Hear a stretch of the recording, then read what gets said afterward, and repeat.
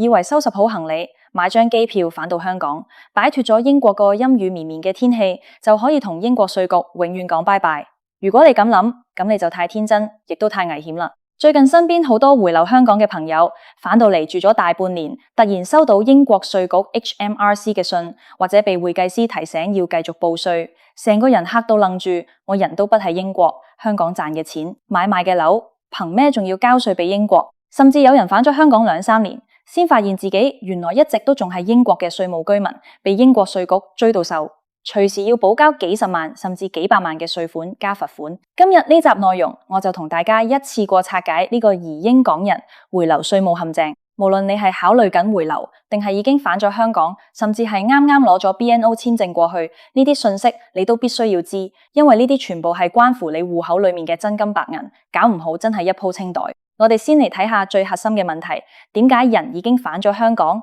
英國稅局仲可以合法咁向你收稅？答案就在於英國個法定稅務居民測試。好多香港人以為移民或者離開一個地方，好似搬屋咁，拎走自己嘅嘢就完事。但係英國法律條文裏面，稅務居民嘅身份同你人喺邊度、拎咩護照，甚至有冇永居，完全係兩回事。你人返咗香港，唔代表你喺英國稅局眼裏已經離咗婚。英國嘅稅制採用嘅係全球徵稅原則，只要喺某個稅務年度裏面，你被定義為英國稅務居民，咁你喺全世界任何地方賺嘅錢，包括香港嘅薪金、租金收入、股票派息、賣樓賺嘅資本增值，通通都要向英國稅局申報並且交稅。英國嘅稅務年度同香港唔同，香港係由4月1日到第二年嘅3月31號，而英國嘅稅務年度係由每年嘅4月6號開始到第二年嘅4月5號結束。呢個時間差本身已經好容易令人搞亂。咁到底點樣先算係離乾淨英國嘅稅務網絡呢？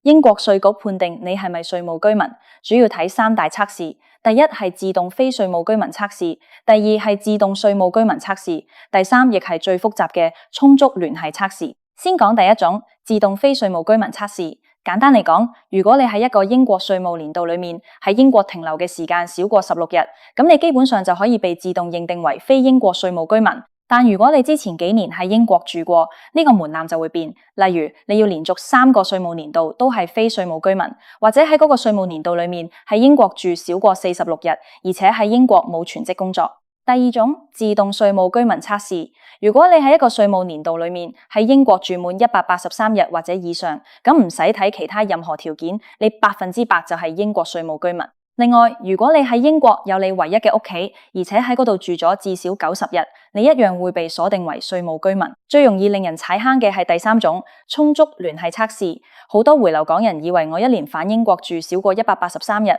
咪即係唔使交稅咯？錯啦！如果你喺英國留咗90日、60日甚至更少，但你同英國有好多聯繫，你一樣會被拉返入英國嘅稅制裏面。呢啲聯繫包括：第一，家族聯繫，你嘅配偶或者未成年子女仲喺英國住；第二，居所聯繫，你在英國仲保留住屋企、租住嘅地方，或者有隨時可以入住嘅物業；第三，工作聯繫，你喺英國一個稅務年度裏面工作超過40日；第四，90日聯繫，你在過去2個稅務年度裏面每年喺英國住超過90日；第五，國家聯繫，你在英國停留嘅天數比喺其他任何國家都多。你想下，好多港人回流嘅模式係點樣？通常係爸爸或者媽媽一個人返香港打工賺錢，老婆同小朋友繼續留喺英國讀書，住喺買咗嘅英國屋企。爸爸一年飛返英國2-3次探親，加埋住咗60-70日。呢種情況下，爸爸雖然人喺香港工作，攞香港人工，但因為家族聯繫、居所聯繫、90日聯繫全部中了，喺英國稅局眼中，佢依然係100%嘅英國稅務居民。佢喺香港賺嘅每一分錢都要跟英國高達40%甚至40%幾嘅累進稅率嚟交稅。呢個就係好多人完全估唔到嘅雙重稅務大災難。講到呢度，可能有人會問：如果我成家人一齊返香港，英國嘅屋又賣埋，租又完咗，咁係咪就一勞永逸呢？答案依然係唔一定。呢度就涉及第二個極度重要嘅概念：分拆稅務年度。當你喺稅務年度中途離開英國，回流香港。例如你喺10月中離開英國，咁由4月6號到10月中呢段時間，你喺英國住過；10月中到第二年4月5號，你人喺香港。如果冇申請分拆稅務年度，英國稅局會將你整整1年都當作係英國稅務居民，意思即係你10月中返到香港之後賺嘅所有人工，甚至喺香港賣股票賺嘅錢都要交英國稅。要成功申請到分拆稅務年度，你必須符合非常嚴格嘅條件，例如你離開英國係為了喺海外開始全職工作，或者你已經完全切斷咗喺英國嘅主要居所。而且喺離開之後嘅稅務年度裏面，返英國嘅天數同工作天數唔可以超過指定嘅上限。如果你離開英國嗰陣冇主動向英國稅局遞交 P85 表格申報離境，亦冇喺當年度嘅個人報稅表裏面申請分拆稅務年度，稅局就會預設你整年都係稅務居民。到時你想追返、想補救，過程會極之繁複，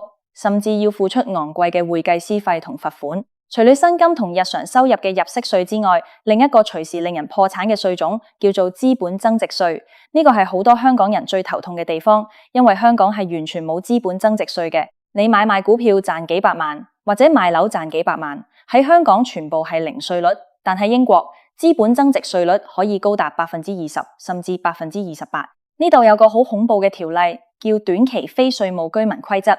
英國稅局早就估到有人會利用暫時離開英國嚟逃避資本增值稅。條例規定，如果你喺離開英國之前，喺過去7個稅務年度裏面有至少4個年度係英國稅務居民，然後你離開咗英國，但喺5年之內又重新搬返去英國住，咁樣喺你離開英國呢段非稅務居民期間，你在全球買賣資產所賺嘅資本增值，在你重返英國嘅嗰一個稅務年度，會一次過全部被追檢。要你補交足額嘅資本增值稅。舉個例子，假設你在2021年移民英國，住咗3年，到2024年因為工作或者適應問題決定回流香港，你在香港買咗一套樓，賺咗500萬港幣。如果你喺香港住咗2-3年，到了2027年，你又決定去返英國住，咁樣你就中了5年短期非稅務居民嘅條款。你喺2024年賣香港樓賺嘅嗰500萬，喺2027年你返到英國嗰一刻，英國稅局會當你實時獲利，要求你交最高20%幾嘅資本增值稅，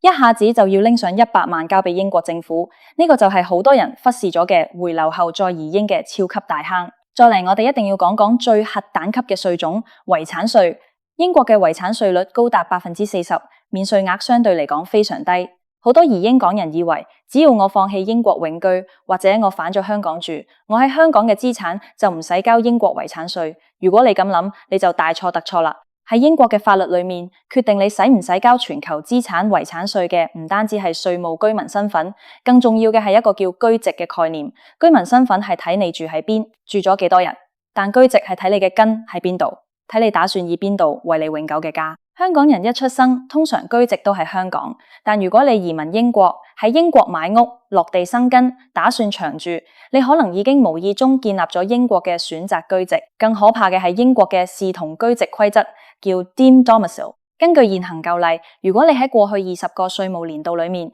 有15個年度係英國嘅稅務居民，咁無論你個人意願點樣，你在法律上都會被自動視為英國居籍。更要命嘅係，即使你決定完全回流香港，切斷所有英國聯繫，英國嘅居籍亦唔係話甩就甩。喺現行制度下，你離開英國之後，需要至少連續3至4年完全同英國冇稅務居民關係，你嘅英國視同居籍先會慢慢消失。如果喺呢段過渡期裏面不幸離世，你喺全世界嘅所有資產，包括香港嘅樓、港元存款、股票，甚至保險賠償超過免稅額嘅部分，通通都要向英國政府繳交 40% 嘅遺產稅。而且大家要特別留意，英國政府近年一直在檢討同改革 Non-Dom 嘅稅制，最新嘅政策方向係打算喺2025年開始，將原本以居籍為基礎嘅遺產稅同稅制，全面過渡去以居住年期為基礎嘅制度。新方案建議，只要你在英國居住滿10個稅務年度之後，即使你離開英國，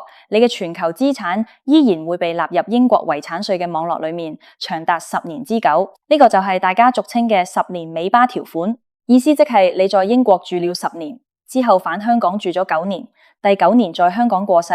你喺香港嘅所有家產依然要被英國抽 40% 嘅遺產稅。睇到呢度，大家係咪覺得好心驚膽戰？講咗咁多陷阱，咁到底我哋作為移英港人或者考慮緊回流嘅人，應該如何避免稅務纏身？點樣做先可以合理合法咁同英國稅局劃清界線，保護好自己辛苦賺返嚟嘅積蓄呢？呢度就要講到標題所講嘅早走好過遲走。其實喺稅務規劃嘅角度嚟講，呢句說話真係非常有道理。如果你喺英國住咗1-2年，發現自己真係融入唔到、適應唔到，或者工作唔順利，決定要回流，咁早走絕對比遲走喺稅務上安全得多。第一，如果你喺英國居住未滿5年，你就不會觸發剛才提到嘅5年短期非稅務居民嘅資本增值稅追討條款，前提係你賣出嘅資產係喺你離開英國之後先買入，或者係特定情況。第二，你更加不會觸發15年或者10年嘅視同居籍遺產稅長尾效應。第三，你在英國停留嘅時間越短，